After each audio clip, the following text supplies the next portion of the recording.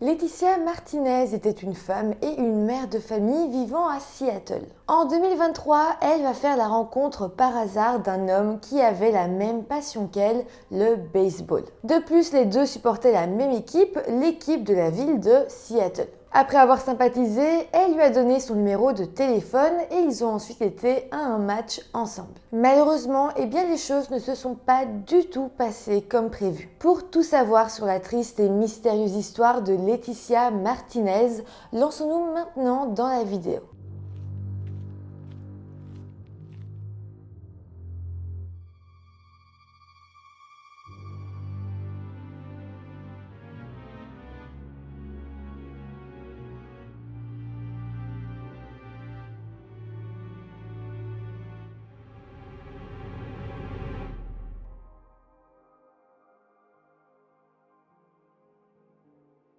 Hello tout le monde, j'espère que vous allez bien. Aujourd'hui, je vous retrouve avec une histoire qui est assez folle, une histoire qui prouve qu'il faut vraiment se méfier des apparences, vraiment se méfier des personnes qu'on rencontre comme ça un petit peu par hasard. Cette histoire vraiment, elle m'a fait un petit peu froid dans le dos. En tout cas, j'espère qu'elle vous intéressera autant que moi. Avant de commencer, je vous rappelle quand même de vous abonner à ma chaîne YouTube si ce n'est pas encore fait.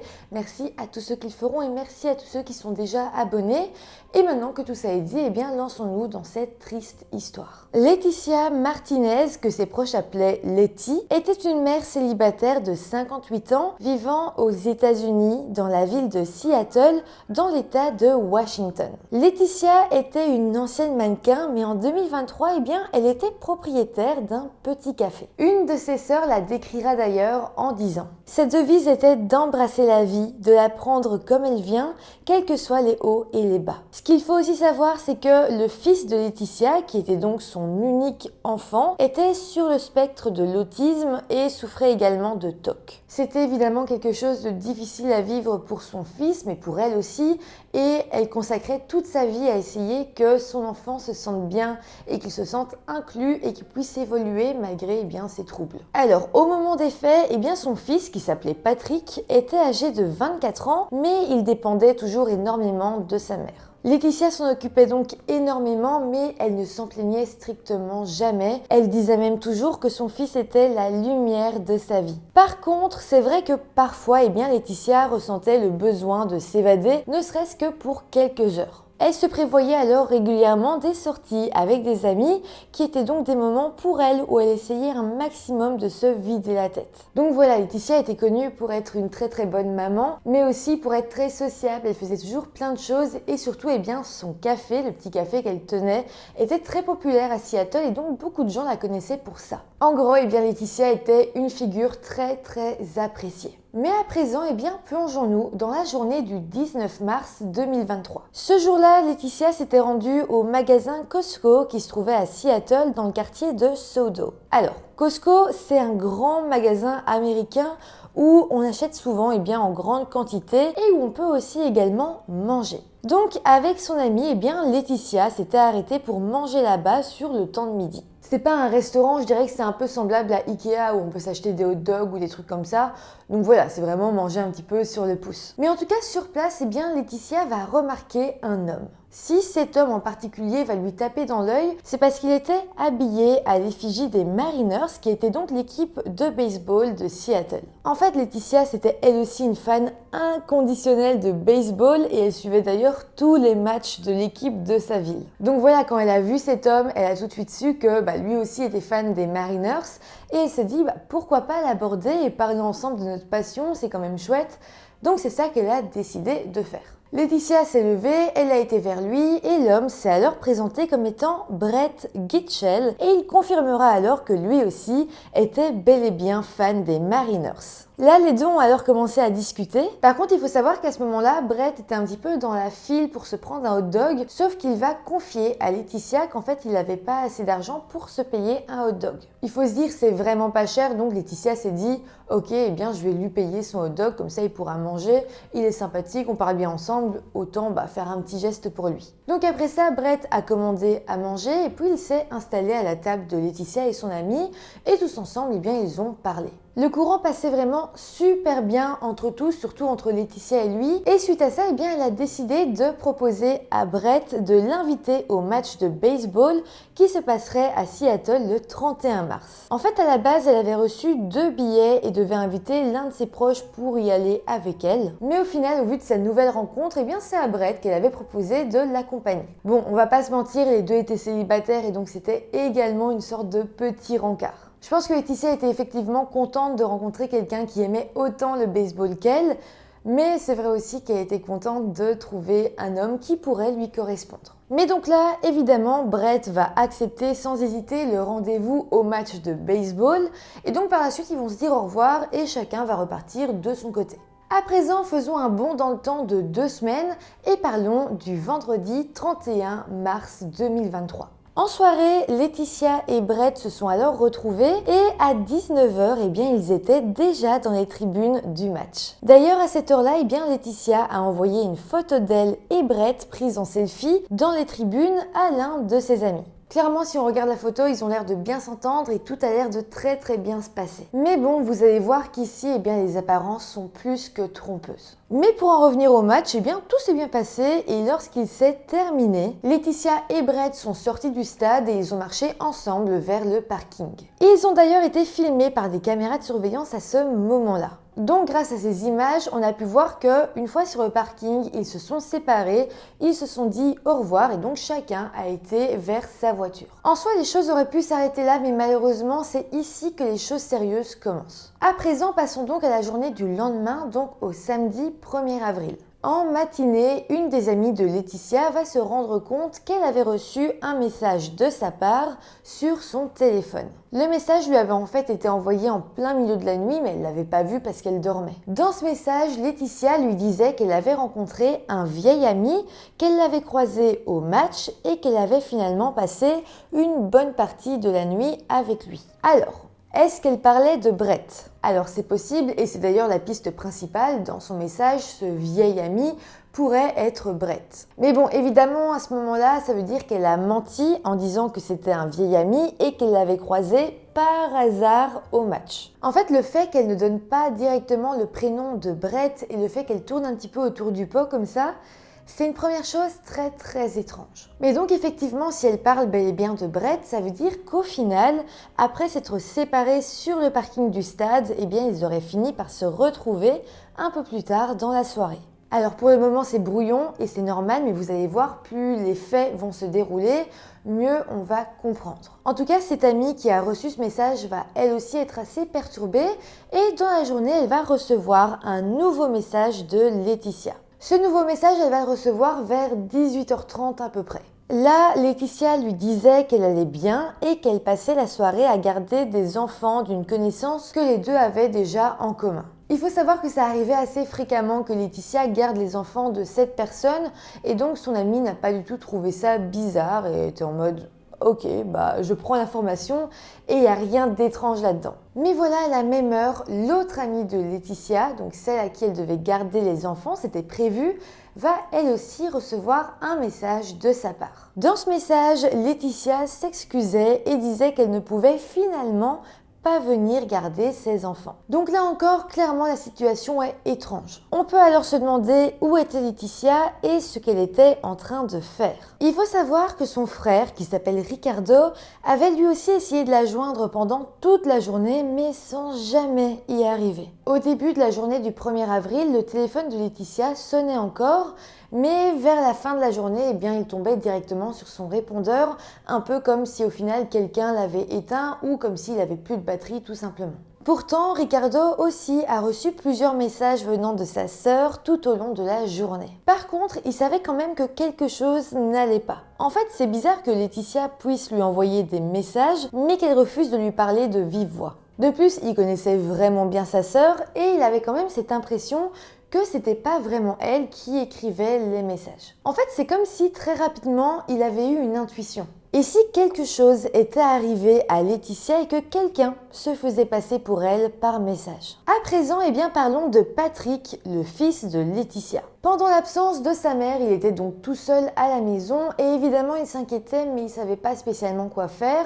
Donc il a attendu, le reste de sa famille l'a rassuré, ils lui ont dit écoute, pour le moment reste à la maison, ne fais rien et on verra bien demain si ta maman revient. Donc au final, à la fin de la journée du samedi 1er avril, il a décidé d'aller se coucher et d'attendre le lendemain. Mais voilà, vers 2 h du matin, Patrick va se réveiller en sursaut parce que quelqu'un frappait très très fort à la porte de sa chambre. Donc pas à la porte d'entrée, mais bien la porte de sa chambre. Et je précise d'ailleurs que sa porte n'était pas fermée à clé. Donc là, Patrick va ouvrir les yeux et va apercevoir une silhouette sombre debout à côté de son lit. Il s'agissait ici d'un homme qu'il ne connaissait pas et l'homme s'est ensuite adressé à lui et lui a dit que sa mère avait eu un accident et qu'il devait se rendre à l'hôpital le plus tôt possible. Donc là, pris de panique, Patrick n'a pas vraiment réfléchi plus longtemps et il a cru cet homme sans même se poser plus de questions.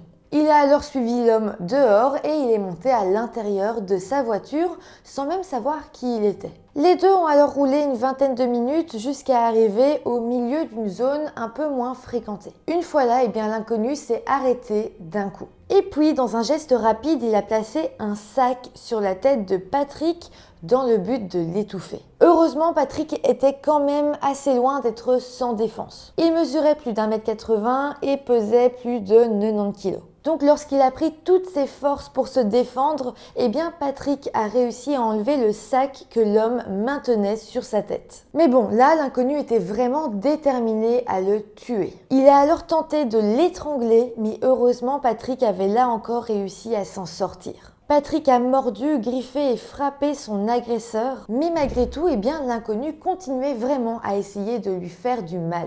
Mais là, à un moment donné, pendant la lutte, Patrick a réussi à actionner le klaxon de la voiture et à ce moment-là, les lampes de quelques habitations environnantes ont commencé à s'allumer. À ce moment-là, les habitants de la rue avaient leur attention braquée sur cette voiture et donc l'agresseur de Patrick ne pouvait plus faire grand-chose. Patrick en a alors profité pour sauter de la voiture et son agresseur s'est alors enfoui à toute vitesse, ce qui a même fait crisser ses pneus. Bruit qui était très fort et qui a encore une fois alerté tout le monde dans le quartier. À ce moment-là, les voisins ont donc appelé le 911. Patrick, à ce moment-là, il était seul dehors, personne n'était venu le rejoindre et donc lui aussi, il a pris son téléphone et il a appelé le 911. Ce qui est dingue, c'est que lorsque l'opérateur au téléphone va demander à Patrick où est-ce qu'il se trouvait, il va dire qu'il n'en avait pas la moindre idée. Mais bon, heureusement, grâce aux appels des voisins, la police a finalement su où est-ce que Patrick se trouvait et donc ils ont fini par arriver sur place. Pour vous situer, il était à ce moment-là à peu près 4 h du matin.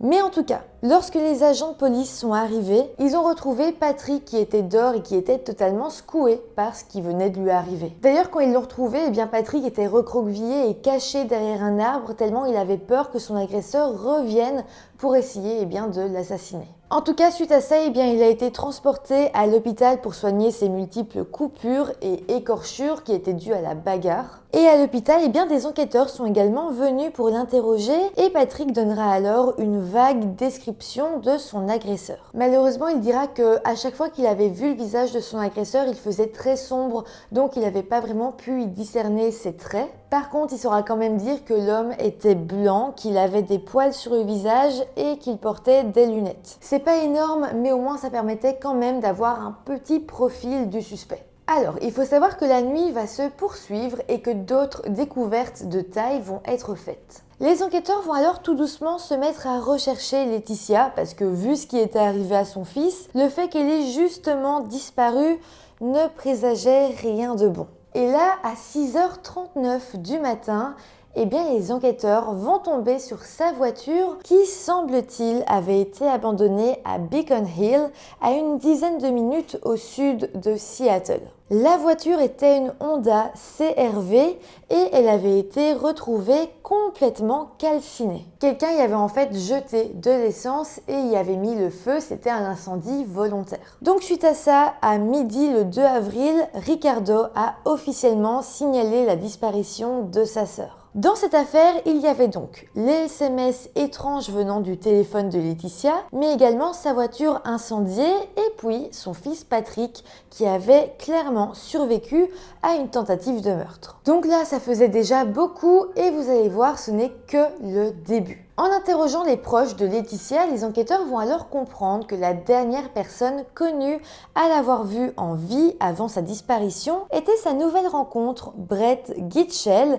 avec qui elle avait été voir un match de baseball. Pour ça, Brett devenait l'un des principaux suspects. La police était donc sur le point de l'interroger, mais le mardi 4 avril, Brett va être surpris en flagrant délit de vol. En fait, ce jour-là, il était retourné dans le magasin Costco où il avait justement rencontré Laetitia quelques semaines plus tôt. Je précise qu'à ce moment-là, il n'était pas du tout au courant qu'il était suspect dans son affaire de disparition. Mais donc, en tout cas, ce jour-là, Brett a été filmé par les caméras du magasin en train de voler pour 10 000 $ de bijoux dans une vitrine qui était laissée sans surveillance. Heureusement, les caméras l'ont filmé et il était d'ailleurs assez reconnaissable sur les images parce qu'il portait justement sa veste à l'effigie de l'équipe de baseball, les Mariners.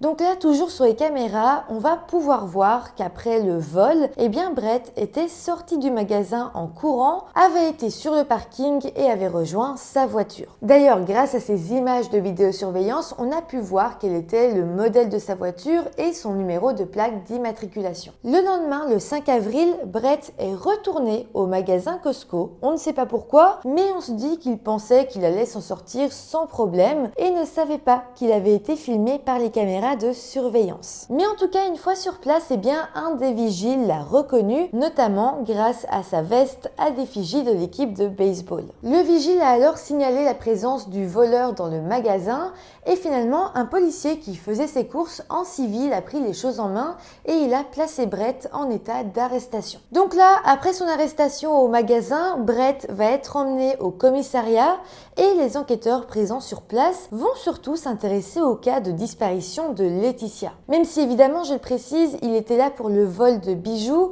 mais c'était effectivement la parfaite excuse pour le faire rester au poste. Clairement, là, les enquêteurs pouvaient en profiter pour l'interroger par rapport à cette affaire. Là déjà, les enquêteurs vont noter une chose rien qu'en voyant Brett. Ils vont noter que ses mains, ses bras, son visage et son torse étaient couverts d'égratignures, d'échymoses et de ce qui semblait être des marques de morsure. Le tout à des divers degrés de guérison. Ce qui fait quand même penser qu'il aurait pu se battre avec quelqu'un un jour et continuer à se battre avec quelqu'un d'autre le lendemain. Évidemment, ça fait quand même bien écho à notre histoire, donc à Laetitia qui disparaît un premier jour et le lendemain, son fils Patrick est victime d'une tentative de meurtre. Je rappelle aussi que Patrick a dit qu'il avait mordu et griffé son agresseur, ce qui correspond donc à tout ce qui va être retrouvé sur les mains de Brett. Donc avec ça, évidemment, les enquêteurs vont avoir encore plus de doutes que Brett était à l'origine de la disparition de Laetitia, mais également de la tentative d'assassinat de Patrick. De plus, ils verront que Brett portait à son poignet un bracelet qui prouvait qu'il avait été présent au match de baseball le 31 mars, donc jour où Laetitia a disparu. Il y avait quand même beaucoup de preuves contre Brett et donc les enquêteurs ont décidé d'y aller franco. Ils lui ont alors demandé où se trouvait Laetitia. Évidemment, Brett a nié avoir un lien avec sa disparition et dira ne pas savoir où elle se trouvait. Mais attendez, parce que pire encore, Brett va même nier connaître Laetitia. Il dira qu'il ne savait même pas qui elle était. Alors que clairement, il y avait une photo qui prouvait qu'ils avaient été voir le match ensemble, et puis il y avait aussi le bracelet qu'il avait gardé à son poignet. Mais là, ça va aller encore plus loin dans le mensonge, et malgré toutes les preuves contre lui, Brett va décider de nier le fait qu'il avait été au match de baseball le 31 mars. Pour vous dire à quel point ça a été loin, à un moment donné, les enquêteurs ont remarqué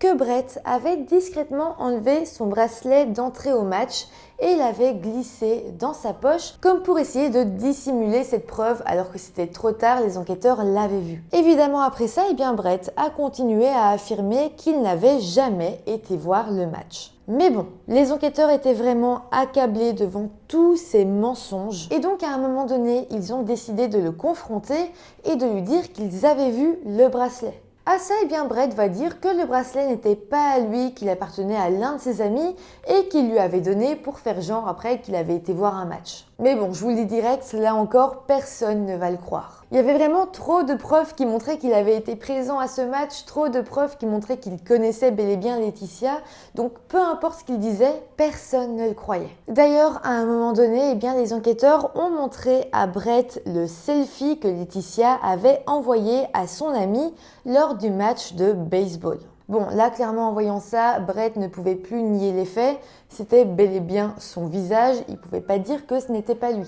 Donc là, il a enfin admis être allé au match avec Laetitia. Par contre, il a déclaré qu'elle était repartie avec un autre homme dont il ne connaissait pas l'identité. Donc en gros, Brett dira que ce qui était arrivé à Laetitia par la suite ne le concernait pas. Mais bon, là, Brett a tout de même semblé comprendre que cette fois-ci, il était dans une situation délicate et il a fini par prendre un avocat. D'ailleurs, c'est après cette demande que l'entretien a pris fin. Mais je précise aussi que dès cet instant, eh bien, il a été reconnu comme une personne dangereuse par les autorités et il n'a donc pas été libéré. Il a plutôt été incarcéré à la prison du comté de King en attendant qu'il y ait une enquête. D'ailleurs, les enquêteurs, de leur côté, vont commencer une enquête plus approfondie sur Brett. Là, je vais vous citer toutes les preuves par ordre chronologique. Tout d'abord, les enquêteurs ont remarqué qu'il y avait une caméra de surveillance juste devant la maison de Laetitia. Et donc, ils ont décidé d'en regarder les images. C'est là qu'ils ont pu voir que le 31 mars à 23h57, donc juste après le match de baseball que Brett avait été voir avec Laetitia, les caméras avaient filmé Brett en train de marcher devant la maison de Laetitia. Donc rien que ça, c'est déjà assez étrange. Mais là, attendez, parce que les enquêteurs vont décider de revenir un petit peu en arrière dans les images de vidéosurveillance. Et là, ils vont découvrir des images de Brett en train de rôder dans le jardin de Laetitia 3 jours avant le match de baseball. Sur les images, on a alors pu le voir en train d'essayer d'entrer par la porte d'entrée principale de la maison, mais heureusement, elle était fermée à clé. Après ça, on l'a vu essayer de rentrer par effraction dans le local de stockage du jardin et là, il a réussi. Il a alors volé un souffleur de feuilles et une horloge extérieure avant de s'enfuir dans la nuit. Donc là, on comprend que déjà 3 jours avant le match, eh bien Brett avait un comportement étrange. Mais pour en revenir à la chronologie, parlons du 1er avril 2023, donc le lendemain de la disparition, le lendemain du match de baseball. Ce jour-là, vers 14h, les données GPS du téléphone de Brett ont indiqué qu'il a quitté la ville de Seattle et s'est rendu dans la ville de Renton, qui se situe dans le comté de King, qui est une région plus rurale et donc plus isolée. On a donc pu constater qu'il y est allé et qu'il y est resté très peu de temps avant de retourner à Seattle. Donc pourquoi avoir fait un aller-retour là-bas? Pourquoi y être resté si peu de temps? On ne sait pas. Mais c'est étrange. Le lendemain, donc le dimanche 2 avril, eh bien on a pu voir sur les données que le téléphone de Brett avait été très proche du téléphone de Laetitia. Alors, ça ne veut pas spécialement dire qu'ils étaient ensemble, mais ça peut aussi dire que Brett était en possession du téléphone de Laetitia. Dans tous les cas, eh bien c'était très suspect. Mais attendez, parce que le même jour, donc toujours le dimanche 2 avril, cette fois à 6h du matin, Brett a été filmé par les caméras d'une station-service en train d'acheter 2 bidons d'essence. Ce qui est très étrange, c'est que plus tard, la voiture de Laetitia va être retrouvée calcinée à un peu plus d'1 kilomètre seulement de cette station-service. De plus, l'enquête avait bel et bien démontré que le feu avait été accéléré par de l'essence qui avait été jetée sur la voiture. D'ailleurs, pour encore plus enfoncer Brett, eh bien son téléphone a borné à l'endroit où la voiture de Laetitia a été retrouvée. Donc suite à tout ça, le 7 avril, une semaine après la disparition de Laetitia, Brett Gitchell a alors été accusé de tentative de meurtre au premier degré, d'enlèvement au premier degré, de possession illégale d'une arme à feu au deuxième degré et d'incendie criminel sur la voiture de Laetitia. La suite de notre affaire se passe le 11 avril, soit 10 jours après que Laetitia ait été vue vivante pour la dernière fois. C'est alors ce jour-là que le corps de Laetitia a fini par être retrouvé dans une zone boisée de la ville de Renton, qui se situe donc dans le comté de King. Justement, eh bien rappelez-vous, c'était là que Brett s'était rendu le 1er avril quand il avait fait un vague aller-retour jusqu'à la ville de Renton. Donc est-ce que c'était pour cacher le corps ? Sans doute. D'ailleurs, là où le corps sera retrouvé est proche de l'endroit où le ravisseur de Patrick l'avait emmené pour essayer de l'assassiner. Donc là, petit à petit, tout pointe effectivement vers Brett. Mais pour en revenir à la découverte du corps, eh bien, un médecin légiste va l'autopsier et notera que la cause de la mort était un étranglement à main nue. De plus, il notera que vu l'état de décomposition du corps, eh bien, sans doute que Laetitia était décédée le 1er avril. En parallèle, d'autres enquêteurs vont alors se renseigner sur les antécédents de Brett. On va alors apprendre que depuis 1994, eh bien, il avait déjà eu des problèmes avec la justice. Il avait d'ailleurs fait l'objet de plusieurs ordonnances de protection, une venant de son ex-petite amie et une autre venant de sa propre mère. En retrouvant leur déposition, on va se rendre compte que l'ex-petite amie et la mère de Brett avaient toutes les deux témoigné en disant qu'elles avaient eu peur parce que Brett les avait menacées de mort. D'ailleurs, dans son casier judiciaire, les enquêteurs verront que Brett avait déjà été condamné pour 7 crimes, dont plusieurs étaient même considérés comme graves. Mais bon, malheureusement, j'ai pas pu trouver plus d'informations là-dessus, mais bon, ça fait que c'était quand même quelqu'un de dangereux. Bon, là, heureusement, la police avait à présent toutes les preuves nécessaires pour prouver chacune des accusations à l'encontre de Brett. À partir de là, la date du procès a alors été fixée au 12 juin 2024. En attendant, eh bien, Brett reste en détention provisoire et refuse de coopérer avec les autorités. Il affirme d'ailleurs qu'il n'a rien à dire et continue à plaider non coupable à toutes les accusations. Si vous vous demandez, Patrick, donc le fils de Laetitia, vit à présent au Texas avec son père. On peut s'en douter, mais il lui a vraiment fallu du temps et il lui en faudra encore pour essayer de se remettre de tout ce qu'il avait vécu, la perte de sa mère, mais aussi ses tentatives de meurtre contre lui.